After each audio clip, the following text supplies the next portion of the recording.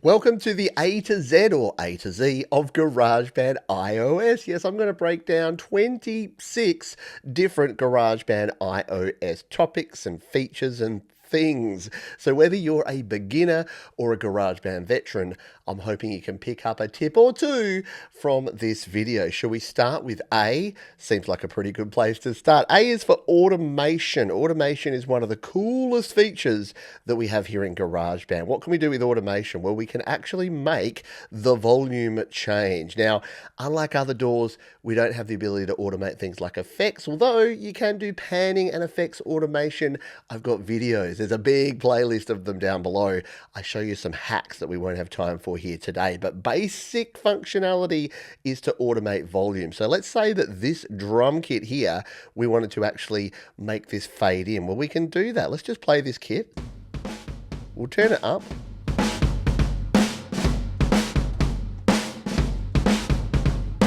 And what we actually want to do is we want this to start at a low volume and then come in. So how do we do that? Well, we tap right here on the drum kit icon, we tap on automation, and then we tap in the top left here to turn on our automation point. So I'm going to tap there and there, and then I'm going to turn this one off. And this is how easy it is. All we need to do is grab this first point and drag it down. Now what's going to happen is see how the volume doesn't change? Yeah, there's a bit of a bug in here at the moment with GarageBand. So what we do need to do is slide that on and add in another point. This will make it actually change. See how it now goes up nice and smooth?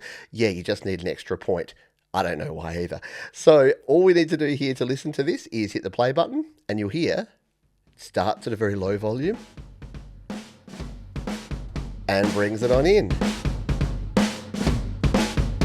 You can use automation for a bunch of stuff like removing the breaths from vocals or ducking down when you've got something else loud coming in, fade ins, fade outs. It's one of the funnest and coolest features that we have here in GarageBand. The one tip I'll give you is make sure you don't tap out here on the waveform. Always tap on the icon because that's where your automation is located. That's the biggest mistake most folks make with automation when they first get started. Should we move on to B? Yeah, let's talk about B, which is for beat sequencer. This is one of the most underrated but coolest features that we have here in GarageBand iOS. So if we come down here and we add a new track, we're going to go over to drums, but instead of tapping on drums, we're going to tap on this one, the beat sequencer. And what we can do with this is actually tap in the grid here and we can create our own sounds by building up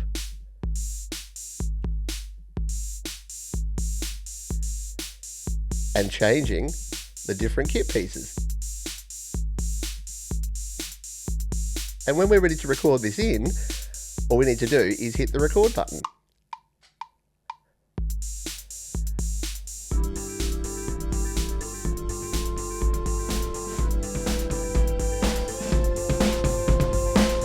And there you go. It actually records this in with the rest of our track. There is the bit that we just recorded here using the beat sequencer. So you don't have to play it in manually. You don't have to tap. You don't have to do anything like that. You can actually just program it in. There's other cool things. We can change the kit here to any of our acoustic kits as well as our electronic kits. You can roll the dice and just get a random pattern there.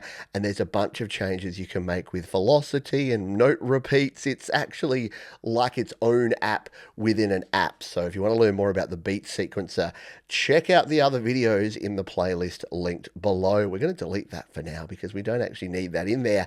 But we are going to move on to letter C. C is for compressor. So a compressor is one of the most important things, especially when you're talking vocals and guitars and things that you want to make sure are at a consistent level. So let's listen to this vocal here. This is the vocal for my song called Lucky, which is what we're using for this demo today. Let's take a listen. 4 a.m. alarm, turn off quickly, taxi arrives, do not toot. And I've actually already got some compression added to this. Where's our compressor though? It's up in our plugins and EQ. Let's tap on this mixer icon, going to plugins and EQ, and here is our compressor. So there's a few things you need to know about a compressor. First is the threshold. This is telling the app when the compressor should kick in, and then you have ratio, which is how much compression should be there. We have attack, which you can adjust there. Something weird has gone on with the attack on this one.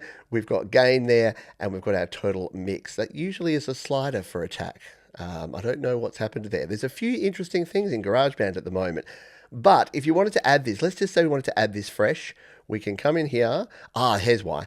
Because this compressor is actually built in, because we're using the pop overdrive. So it actually has the compressor built in there. That's why we can't actually remove it, because it's already on there. But what you could do is actually hit edit and add a compressor this way. So if you wanted to add a second compressor, nope, it won't let us. So there you go. It's normally in here. 1, 2, 3, 4, 5, 6, 7, 8, 9, 10. That's interesting. Have I not used this in so long I forgot that the compressor is just added to your tracks? Let's see if we can add it to a different track here. We'll come back out. By the way, no edits in this one. We're just going to go for it. Let's just see if we can put the compressor on a different track here. Hit edit. Yeah, no, the compressor's built in. But you can see here, here's how the attack should work. You should have the ability to slide the attack. I don't quite know what's happened here. It's locked into place. But let's just see if we can listen to what a compressor actually sounds like here. So if we hit the play button on this one. 4 a.m. alarm, turn off quickly. Taxi arrives, do not toot. The kids are still asleep.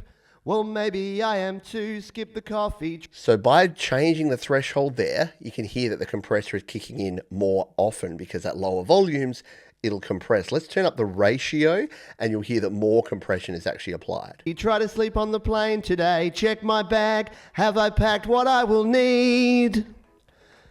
Aisle seat, because that's my preference. And you can hear there that if you go too nuts with your compressor, like I've done there, it can start distorting and sounding too overblown. The other thing you can do is just control your compressor out here with a knob, or you can actually control it here in your microphone icon. The compressor is going to be out here as well if you want a simple way of controlling it. And your compressor is added automatically, as we all just learned together, if you've selected one of these presets here. So there's your compressor, that's your compression settings. There is a heap more about compressors. And in fact, it seems like I need to do my own courses and videos that are down in the description all about the compressor to learn more myself. Should we go to D? D is for drummer. Let's see if we have more success with this one. Yes, you're professional at work here. This is another way of adding drums, like the beat sequencer. If we hit the plus button here, instead of drums, we want to come across to drummer.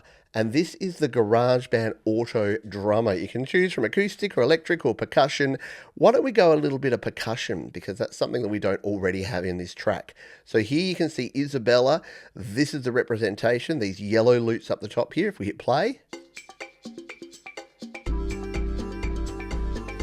And here, the cool thing about this is that you can add in, it's very visual, you can add in the different elements here, and then you can change things up. You've also got the ability to use some presets. So if we change this one to say Ocean Drive, see how it changes everything? Or South Beach, it'll change the instrumentation, but it'll also change the patterns that it uses. You've also got this XY grid here for loud and soft, and for simple and complex. You can also adjust the fills. You can add more fills, or you can add less fills. So if we just go, let's go complex, reasonably loud, lots of fills, and see what this sounds like.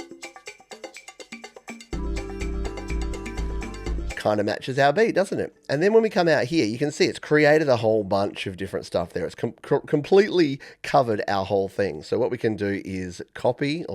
We can select a whole bunch of this, tap again, and hit the delete button. And then you can just control not only where this goes, but where it starts and the rest of it. So we want to drag this across to where the rest of our track starts. We can do that, and let's turn it up just so we can hear it, and let's see what it's done to our track.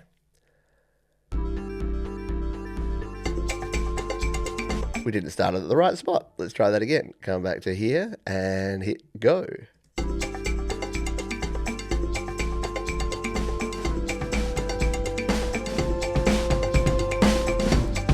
Kind of changes the feel of it a little bit, but I kind of like it, so I'm going to leave it in there for now. And again, we can adjust things like the start and the finish of where that's going to go by dragging the ends and trimming it. Let's go to E. E, in fact. E is for EQ. Now, EQ, or equalization, is one of the least understood things that we have here. And all EQ is, this is the way you've got to think about EQ. It's a volume control, volume knob, for your different frequencies, for your highs, your mids, and your low frequencies. So to get to it, we tap on the plugins and EQ, funnily enough. We tap plugins and EQ there, and this one is added in by default, as is the compressor, which I have only just remembered, as you saw from the compressor one. So the visual EQ, we tap on this one down here, and you can turn on the analyzer, which is kind of cool. And let's just listen to this vocal by soloing it and take a listen. 4 a.m. alarm, turn off quickly, taxi arrives, do not toot. And you can see here I've already made some changes. I've boosted the bass frequencies on my vocal a little, and I've pulled down the mids and the trebles. So if you want to take a listen to what this is going to sound like if we increase the volume of the treble, it sounds like this. The kids are still asleep. Well, maybe I am too. Skip the coffee, try to sleep. And something you may want to do, and you've probably heard about this, is do a low pass or high cut filter, which is where we actually, other way around, low cut, high pass filter, which is where, I'm doing really well today, which is where we actually pull this one down. And this can actually pull out any of those rumbles or low noises that you have here. So quite often you might want to just give it a bit of that, maybe reduce down there to get rid of that nasal, and put a little top end air in it, and you'll get something like this. Sleep on the plane today, check my bag, have I packed what I will need? So it's a way of actually changing the volume of your frequencies without actually drastically turning down everything. You can turn down just the bass, the low parts, just the mids, the middle parts, or just the high frequency sounds. EQ for the win. F is for FX. We have the ability to use FX. Now, I've got a complete video on this one because there's a lot of options in here. You've got XY pads here for your filter, you've got orbit, or you can even change these by tapping at the top there and turning these into different things. You've also got gating here, you've got sweeping here, you can use this play button, you can use the DJ and even the stop option.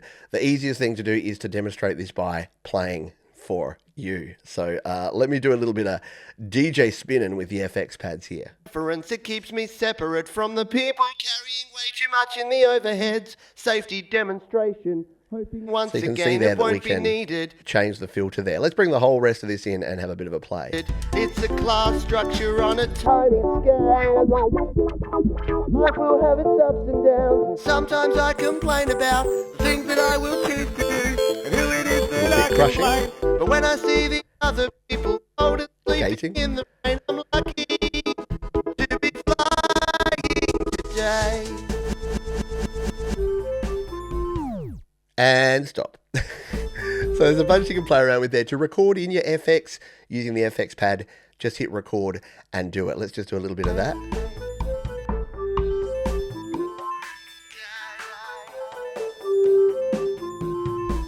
And you can be quite subtle, so less is often more when it comes to this stuff, but you'll see it's been recorded by the pink bit at the bottom, and you can turn FX on and off by using the FX button there or turning the power there, and it'll go back to being grey. So FX is pretty cool. You can see that there's a little bug in here at the moment. Hopefully in the future you won't see that if you're watching this in the future, but yeah, your little knob, your little dials there are a little bit out of whack. FX is pretty cool. You can even do it on an individual track. Whoops, we've jumped in there. An individual track using the hack or the workaround that I show in another video. And again, you can go searching for that. The best way to go if you're searching for something is to search my name in YouTube, Pete Johns, and then the thing. So Pete Johns FX will take you straight to the videos about FX. You can also go to studiolifetoday.com/GarageBand. G is for GarageBand. No, that is what we're using. But let's go G for guitar.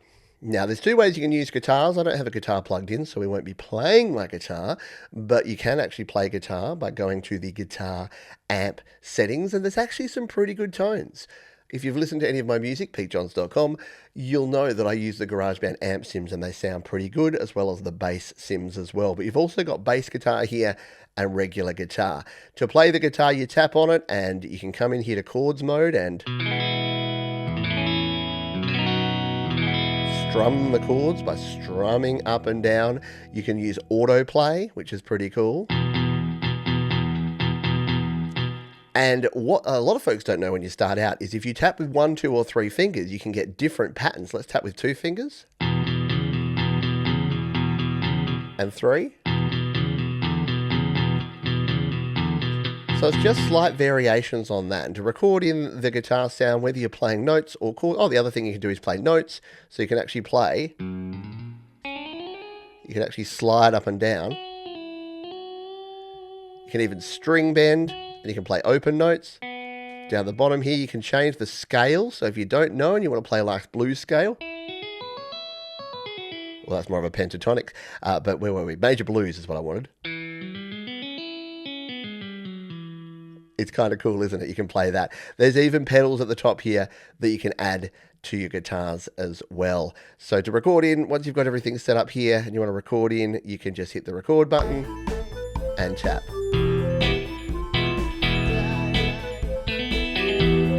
Not really going to match this particular track. Hit the undo button to go back. So guitars, and look, elephant in the room time. The guitar tones are not the greatest guitar tones you're ever going to hear. They haven't changed since GarageBand was first introduced a decade ago. So are we waiting for some new guitar tones? A little bit, yeah, a little bit. H is for headphones and monitoring. So if you're recording, so let's just say you are recording your guitars or your microphones, as I did here, into GarageBand, you want to use headphones. Why is that? Well, you want to make sure that you are the only one hearing the playback, and then your microphone is capturing what you are recording, or your guitar is being recorded directly in. Less important for guitars if you're plugging them in direct using an audio interface.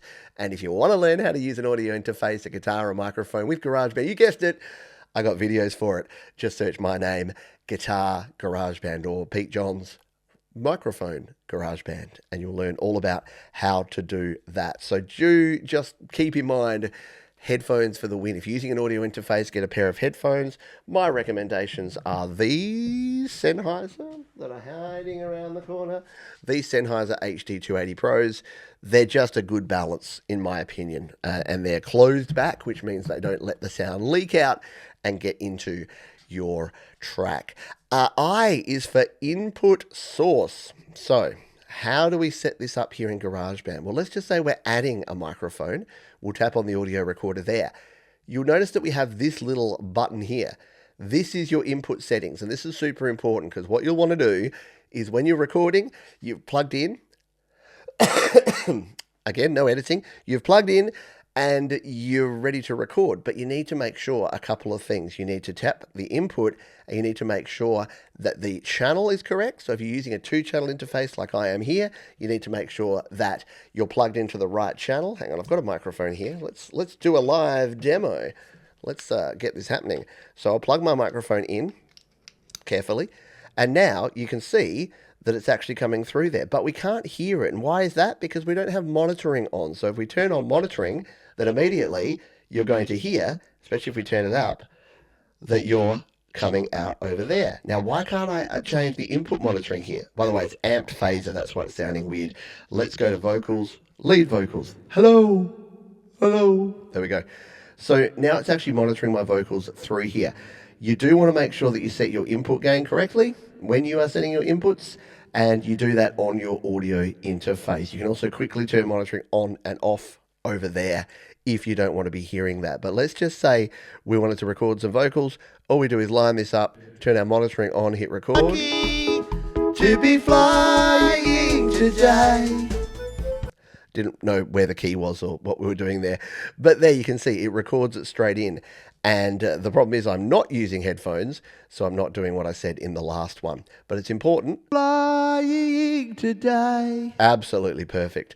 But it's important that you remember that you want to make sure that when you set your input, that you do set the right channel and you have monitoring on so you can hear your audio when you're playing back.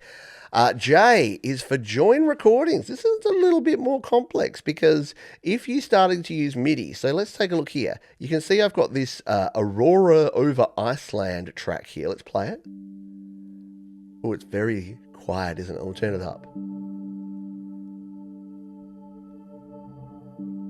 So what we can actually do is you'll see here, I've played this in multiple parts. But you don't have to leave it that way. If you're a bit like me and you're a little bit obsessive about some things, what we can do is actually select that one and then tap Command, or no, is it Shift? Tap Shift. Nope. I'm going to just do it this way. I'm forgetting all of my keyboard shortcuts. You're like, this guy is who I'm supposed to be listening to? That's actually the easiest way to select multiple things anyway, is to tap and drag across them like that. And then tap again, and we can actually hit this one, join. And look at that. It actually connects them together. And you can do this with any of your MIDI instruments. You can't do it with audio. So audio doesn't have join. Audio has merge, which is a different thing. It's actually really handy. We're not covering it in this one, believe it or not, but you can do it. But yeah, for any, even like ones like this. So see all of these where I've got all these little sections that have been chopped up. If I want to bring these all into one, we can select them all and hit join. And look at that, like magic, they're all there together. Isn't that cool? So yeah, join for the win. K is for key signature. You can actually change your key signature. That's up here in your settings.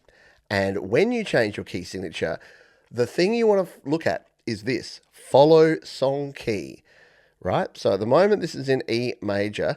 It's not really, because sometimes I make a song and I forget to set the song key before I do it. But the important thing is that if we change this, if we turn this off, we can change this to whatever we like. And see how nothing's changing here in the background? It's not actually changing the notes. Whereas if we have follow song key on and we change it, well, now immediately our song changes to the key that we've changed it to, which is kind of handy if you want that to happen, super not handy if you don't. Let's play it. You can hear it's a completely different key. But the problem is, when you change keys, if you've got, say, guitar or vocals in here, take a listen to what's going to happen.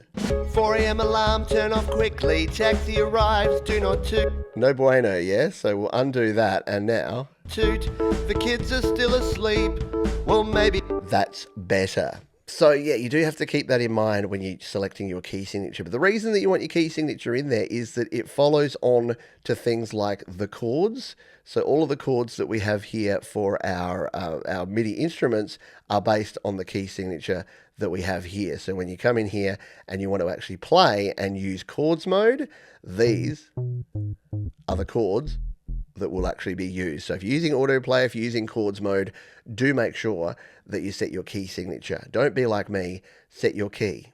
Hey, that should be a t-shirt. I should put it on a T. L, live loops. So what are live loops and why would you use them? Well, live loops is a completely different way of creating music here in GarageBand. To go to live loops, if we close out of this one, it'll save that one. If you go create new song, and up the top here, instead of tracks, select live loops. It'll ask you to select either a blank grid or you can use one of these pre-made grids from a whole bunch of the different sound packs and different things. So if you want to say the 8-bit Legends, which is a cool pack, you can tap on that one. And the way this works is if you've ever seen Ableton or sort of grid-based sequencing, this is kind of that. So we can play individual loops by tapping on them. Tap again to stop, or we can play entire columns. So you can see that this has got a bunch of things. If you're not sure what these are, just slide out this panel and you'll see all the different bits there. So if we wanted to play everything in a column, we'll hit the column here.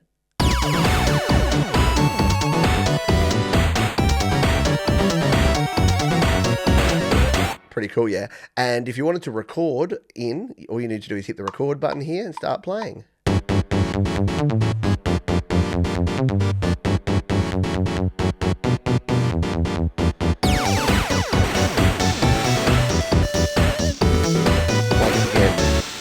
Absolutely fantastic.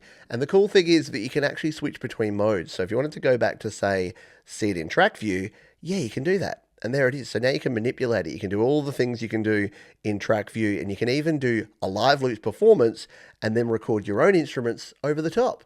So it's super versatile from that perspective. Let's close out again by tapping on the top left. We'll go to our recents and go back in to Imagination. This song, no, this isn't the one we were playing with, was it? We were playing with Lucky. Is that even in our recent? It's not. Never trust the recent. Now I've got to find it. So iCloud Drive. You'd think I'd be more organized than this, wouldn't you? I hope you're enjoying this one. If you're having fun laughing at me sort of stumbling around here, feel free to hit the like button. It is much appreciated. It's not a tutorial song. It's in my completed songs. And it was the one that we were playing around with before. Can I check date? I guess we'll just use imagination. We'll use a different track for the rest of this one because why not? Why not, hey?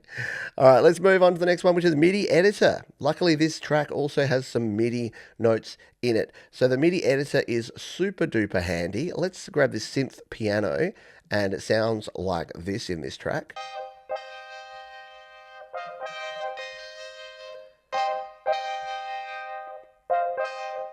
Pretty cool, yeah. But what if we want to change these notes up? Well, if we tap and tap again, we can actually go into Edit and go into our MIDI note editor. Now, this is often also called a piano roll editor. You can see I'm zooming in there, and you can't see my fingers, I know, but I'm zooming in by spreading two fingers either up and down or sideways. So sideways, you can zoom in and out.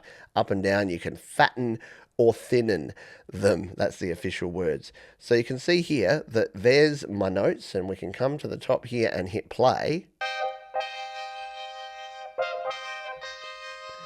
And what if I wanted to add another note here? Well, all I need to do is slide on the top there, and let's say I wanted this to add a note up here. I can tap on that one and then turn that off and adjust this and put this in the same place as that. And I've suddenly, very quickly, changed around my little riff here at the start.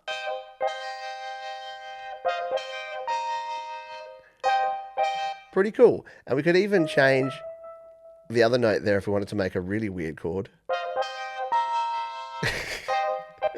Maybe not. But you can see there, you've got complete control of this. You can add by using that button in the top left. We can move things around. We can adjust the length. We can even adjust the velocity by tapping, going to velocity, and adjusting this up or down, whether we wanted it louder or softer. So the MIDI editor is super useful, quite powerful, and able to be used. You've even got things like sustain at the bottom there. We're not covering that in this one, but we do in other videos. Yeah, it's going to be a common theme here. You're going to be like, but you didn't tell me, but I will. Again, the magic secret sauce is search Pete Johns and what you want, and it'll be there. Let's go. N. N is for noise gate. So why do you want a noise gate? Well, when you're recording things like, say, you're recording a bass guitar like this one here,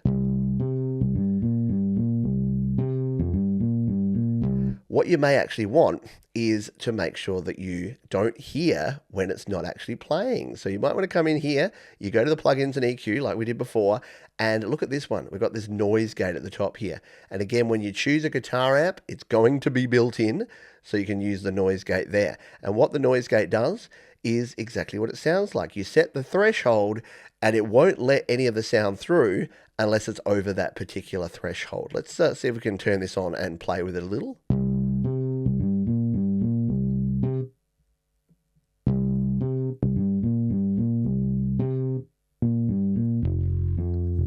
So you can see there that when we've got it at -0.4, because this is quite a loud track, we have to turn the threshold all the way up before it starts cutting out notes. And you can hear.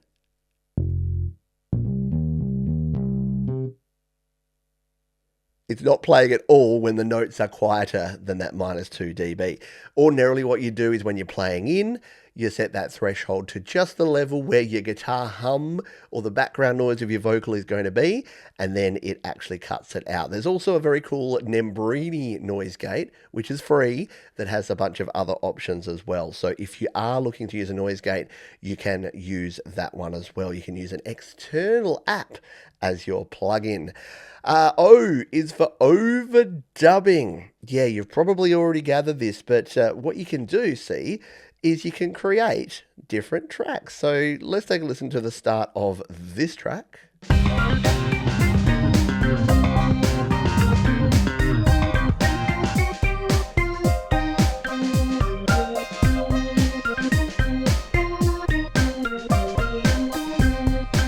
Which is cool. So what if I wanted to maybe do a little like beatboxing over the front of it? I know you want to hear me beatbox on this, and we can show you the recording again. So if we hit play here, let's go to our microphone, tap on that one. This time, let's go with an interesting one. Let's go with maybe the, should we go extreme stereo or the extra singer? Or maybe we should even do the box talking. Yeah, let's go with the box talking here. Let's turn on my monitoring. Check. 1, 2, 3. And let's do a bit of beatboxing.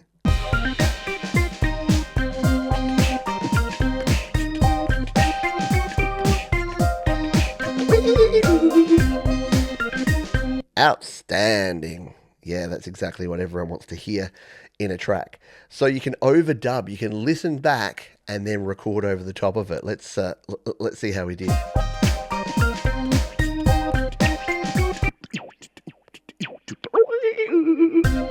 I'm not gonna lie, that was pretty rad. Let's listen to it in isolation just to see. If I haven't been humiliated enough, now I will be.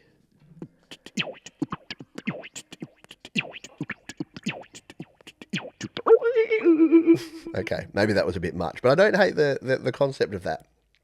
Very cool. Let's jump back here and go back to our track view, and maybe we'll mute that out because we kind of don't want that. You'll also notice, you know how we talked monitoring before? You can also turn monitoring off and on out here if you're using an audio interface, so that can be a handy thing as well. P. P is for panning. So yeah, you don't have just the possibility of turning your volume up and down. You can also pan things around. So for instance, say we've got these different synth sounds here. We've got 3 different sounds that we've got in this track. Let's listen to them. Cool, right? So, but what if we want to make sure that this has got a little bit more sort of stereo width to it? What we could do is put the organ down the middle. Let's put this synth over on the right-hand side. So to get to panning, we come in here to our plugins and EQ and drag the panning knob. And then we can do the same here to this one, but let's pan it to the left. And now if you're listening in stereo, you're going to hear that we get a whole lot more width with this.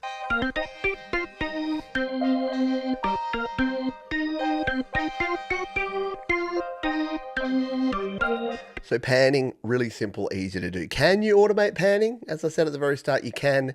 It requires a hack. And to explain it really simply, you create a duplicate of the track. You pan one left, one right, and then you do counter volume automation on each track. If you don't know what that means, again, Pete Johns, automate panning, and it will take you to that spot in the YouTubes where I tells you how to do it. What about Q? What else but quantization? So you probably heard that my synth piano playing there wasn't quite as precise as you might like. Let's take a listen here. We'll turn the metronome on and take a listen.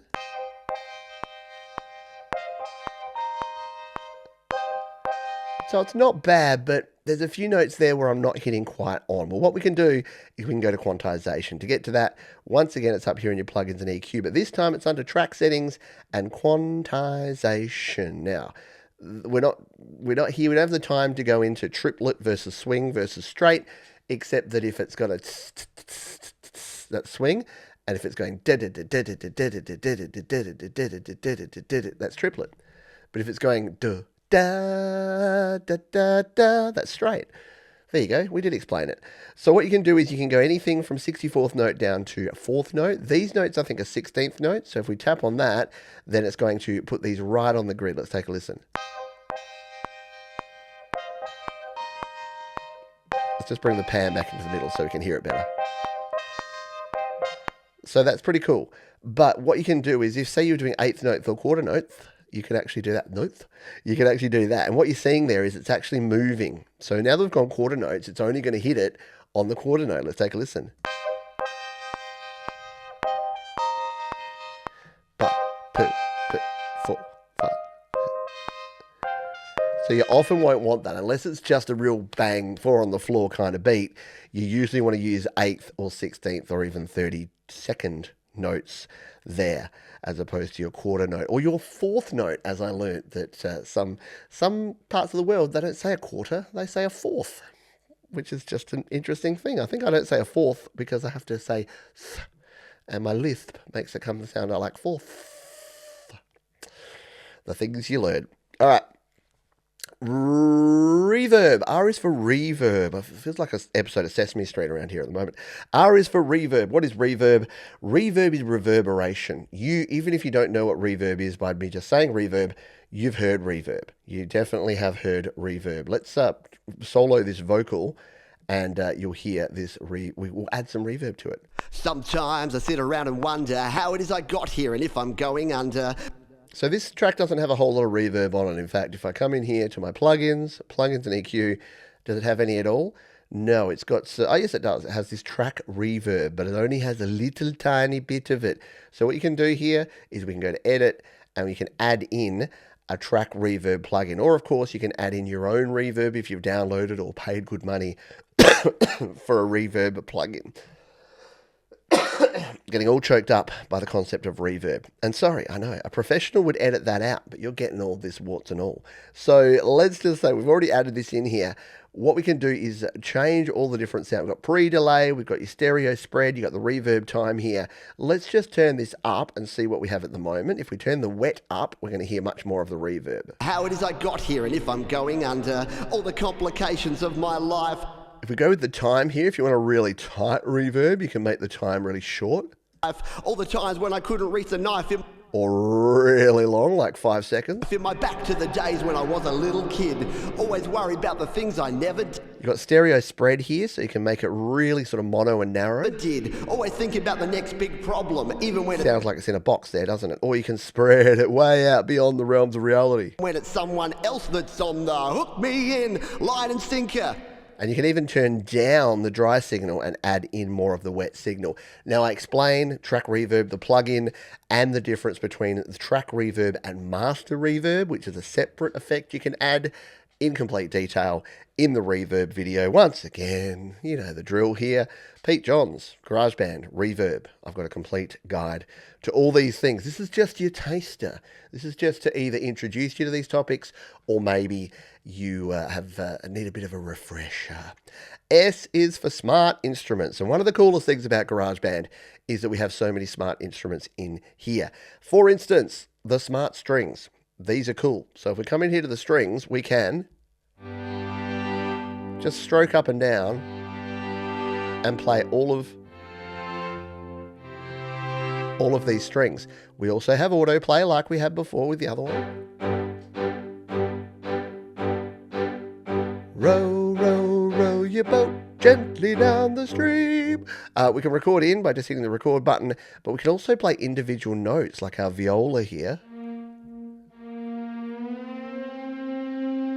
Or if you like Pete when he learnt the viola.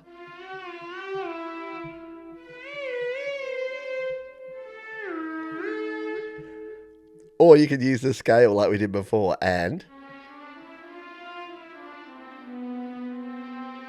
suddenly you sound like a professional. So the fact these are called smart instruments because if you don't know what you're doing, they kind of hold your hand and guide you there. So you can use chords mode, autoplay mode, notes mode, scale mode, and it just makes it really easy. And it's not just your strings. You got smart guitar, you got smart bass, you got smart pipa, you got world instruments for goodness sake here. You got smart drums. Everything is smart, except sometimes the end user or the person running the tutorial. But yeah, smart instruments is your S and it's for the win. T is for your track controls. So you've already seen me kind of use these, but it's worth just explaining where these are and how to get to them. So if your GarageBand looks like this, why does mine look like this? Why haven't I got everything there? Unsolo. I've already kind of showed you the bits. So if your GarageBand looks like this and you can't actually see anything over here, just grab this panel and slide it out and you'll get the track controls. So from left to right, you've got mute. That mutes. You've got solo. That solo is just that instrument mutes everything else. You've got your record light. You use that when you're using multi-track recording. So let's just say that you're recording in 2 microphones at once or a microphone and a guitar. You'll need to actually set that up. And you can see there it says input channel in use because I'm trying to record 2 things on the same channel. You can't do that. You have to set up 2 different tracks, make one channel 1, one channel 2. You know the drill by now. If you want to learn about multi-channel, multi-track recording, Pete Johns, multi-track recording GarageBand. I've got complete demos of how to do it. You've also then got this, which is your monitoring, and then you can also adjust your volume. So your track controls are hidden away until you pull them out, and they're super useful. So most of us GarageBand veterans use GarageBand out here most of the time.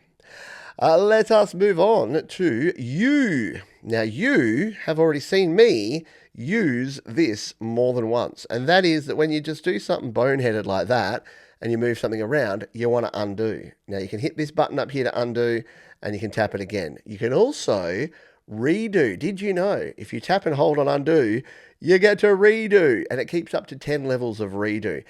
Tip for young players, as soon as you close out of a project, your undo history is gone, disappeared, no more, forever. So make sure that if you've made a mistake, before you hit the save button and you go out, that you actually check and do it. And by the way, if you've made a bunch of changes and you don't want to keep them, just close out of GarageBand. So just slide up from the bottom and just flick away GarageBand, and that way it won't change, it won't save. The bad news for GarageBand users is there is no autosave. The good news for GarageBand users is there is no autosave.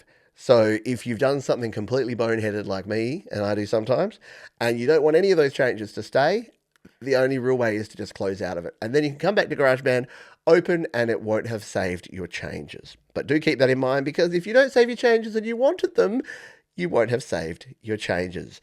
V is for velocity. Yeah, we showed it before that you can adjust velocity by jumping in here and editing your MIDI note data. So tapping here and tapping on velocity and changing the velocity of the individual note. There's also something called velocity sensitivity. When you're playing in instruments or in particular drums, oh, I've used up all the instruments here now. I was wondering why I didn't have the plus button. There you go.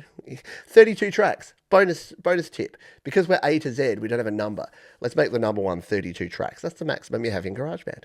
Let's hit the plus button. There's ways around that, by the way. You can use the merge function, of course. You knew that there'd be hacks. So we can jump in here. What were we talking about? Velocity. So yeah, the thing that I use this for the most is when you're in the drums here, especially the acoustic drums, and you're playing.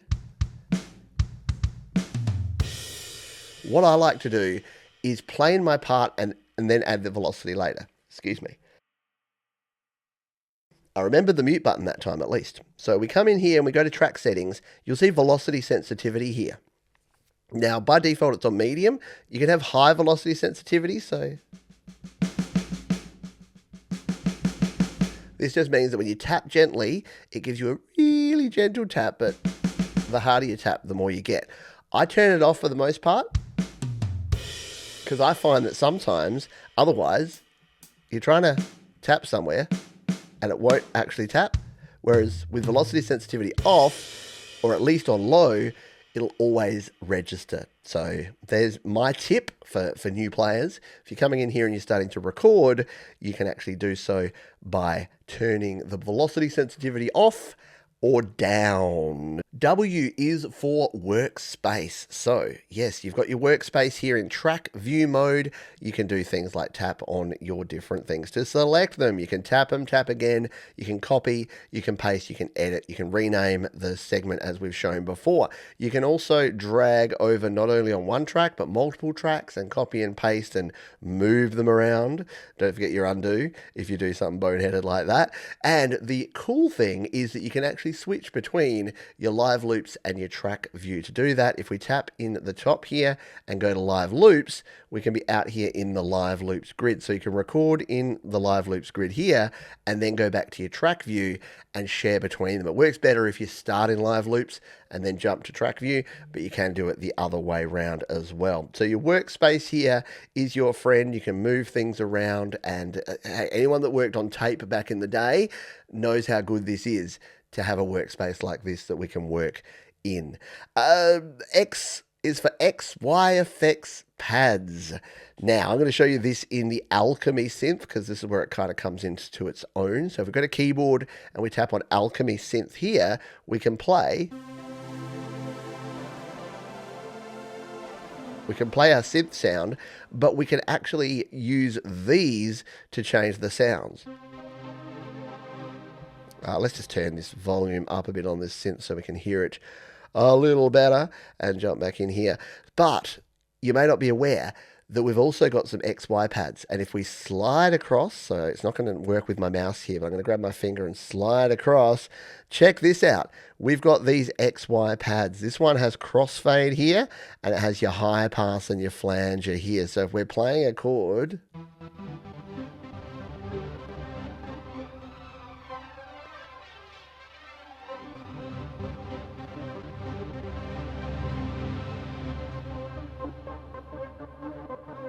And every different type of sound will have its own thing there. So when we change things up and then we slide across, you're going to get different things. This one doesn't even, oh, yes, it is. There it has. I was going to say maybe it doesn't have one, but you can see you've got different things here. And the cool thing is that if you record in with these, you can actually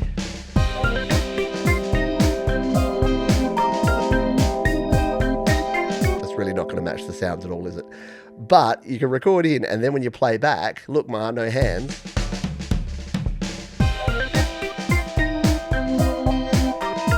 So it'll actually record the movements on these XY pads, as well as any knobs that you happen to twiddle, or if you change this up, or if you change velocity, or you use a pitch bend or the modulation wheel. All of these things are recorded in as if you are playing them. And then when you play back, it'll play back your live recording. So anything that you did while it was playing actually gets recorded. So there's also XY pads, as you would have seen when we showed you FX, out here on the FX. So it's just a good way of using things like filters and other effects across your different instruments. Let's delete that because that didn't sound very good, did it? Why? Oh, why is Y in the alphabet? Well, because it is. But what could I go with? Well, I could go with yellow Apple loops. Oh, that's a stretch. Sure is. You'll notice here that you have three different colored things. You have blue, which is audio. So this can't be edited. It's not MIDI notes. It's actual recorded WAV files, recorded audio, recorded Apple loop sounds. You've then got green, which is just triggering a MIDI instrument. And then you've got yellow, which is your drummer loops. So if you come up here into Apple loops, which we haven't played with much in this one, and we'll just go filter, and we'll filter this by all of our sound packs, like so, you'll notice that as we scroll down here, you can see by the color coding what we've actually got there. And if you want to find specifically your drummer loops, like your Anders loops here, they're going to be yellow. So if you want to build up a drummer thing, you can actually do that. And you can even change it here by going instruments, filtering it by your drummer loops. So you can filter just by drummer loops, and then you're only going to see those yellow drummer loops. Do you have a better Y one than that? I couldn't think of anything else, and I even asked AI, and it went, yellow loops? I'm like, it's gonna have to do, because I can't think of anything else. Y and X pads? I just did X and Y pads? Maybe. The final thing, the final countdown, your Z or your Z, is going to be zoom and pinch navigation. So this is the key to moving around. Because you're on sometimes a smaller screen here on GarageBand iOS, especially if you're on your iPhone, you will need to learn how to pinch and zoom. Now out here, you can pinch in with 2 fingers to zoom out, or if you spread those 2 fingers, you can see that we can zoom in. And you can only do it horizontally in this area. However, if we tap again, and go into our MIDI editor by tapping on edit, out here, we can also do vertical. So if you need big chunky bars, you can go vertical and you can zoom around there. One final zoom tip for novices or for new players is that if you want to move things outside of the snap to grid, so you can see there it snaps it into place. It'll only move amongst those. If you zoom in far enough, something will happen, something cool. It's this. See this little thing that says snap to grid off? And then as soon as we start zooming back out, snap to grid comes back on. So we snap to grid off there, you can see we can now freely move these. So if you're trying to get the start or the end of something exactly where you want it to be, you need to zoom all the way in, because if you zoomed out, it's going to snap to your grid, and it will actually snap to the grid at whatever level you're zoomed in and out at. So if you want to do some fine art choices like this, but still snap to the grid, you can go to that level, or you can zoom right on out and it'll just go to whatever the largest chunk is that you can see there. So that is your zooming. So what have we learnt today? Let's review quickly and make sure we've gone A for automation, B for beat sequences, C for compressor, did well on that one, D for drummer, E, EQ, F, FF pad, G, guitars, amps and pedals, H, headphones and monitoring, I, input sources, J, join recordings, K, key signatures, L, live loops, M, MIDI note editor, N, noise gate, overdubbing, P for panning, Q, quantization, R, reverb, S, smart instruments, T, track controls, U, undo button, V, velocity sensitivity, W, workspace, X, Y, FX pads, Y, yellow apple loops, and Z, zoom and pinch navigation. Now you know GarageBand well. You'll make songs that are really swell.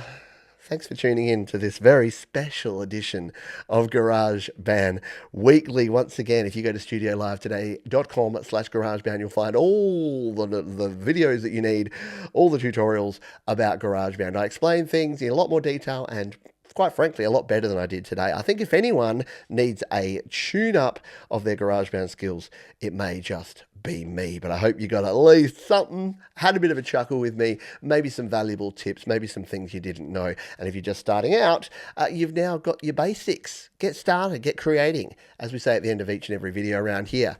Be kind to yourself, folks. Be kind to others. Keep creating, and I'll see you next time here on Studio Live Today.